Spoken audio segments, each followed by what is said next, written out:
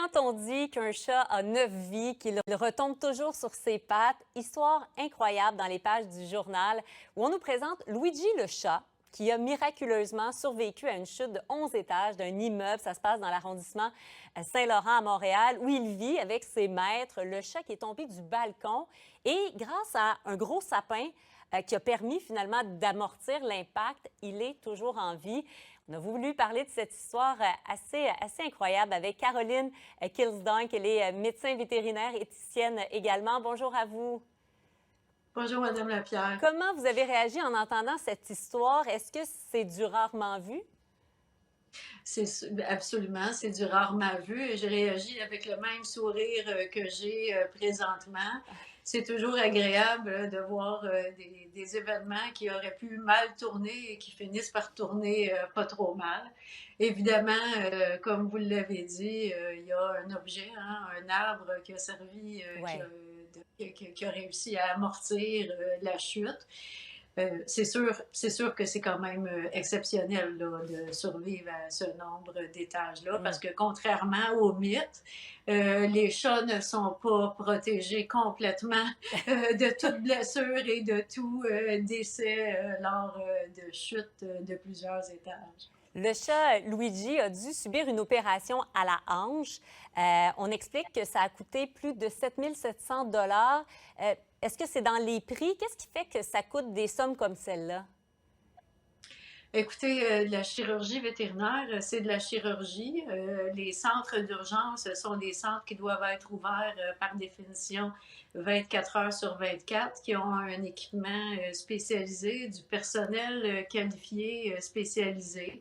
Alors, c'est sûr que les coûts sont proportionnels à ce type de soins.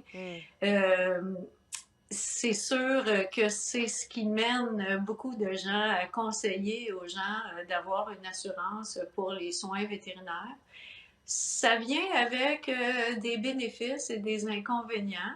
À court terme, c'est sûr que le fait de suggérer aux gens d'avoir une assurance pour les gens qui n'ont pas la capacité de mettre un montant de côté à chaque mois et Ouais. de prévoir un budget d'urgence, c'est sûr que c'est un bon conseil là, pour bien des personnes. Par contre, il faut réfléchir à l'impact que ça a sur le marché et les soins de manière à moyen et à long terme. C'est sûr qu'en ayant des compagnies d'assurance, on vient ajouter un intermédiaire. Hmm. Cet intermédiaire-là ne travaille pas gratuitement. Les compagnies d'assurance viennent chercher leur part du gâteau, c'est clair. Ouais, mais Alors, à qui vous conseilleriez ou non de prendre une assurance pour leur animal? On comprend là, qu'il y a peut-être certaines races ou enfin certains types d'animaux versus d'autres. À qui vous le conseilleriez? je vais surtout en fonction du budget des gens et de leur capacité de prévoir. C'est sûr que mon premier conseil, c'est de sélectionner notre animal pour réduire le besoin de risque, le besoin de soins de santé qui soient très dispendieux. Par exemple, choisir une race qui n'a pas de prédisposition trop élevée à des maladies, prendre notre animal dans un bon élevage, etc.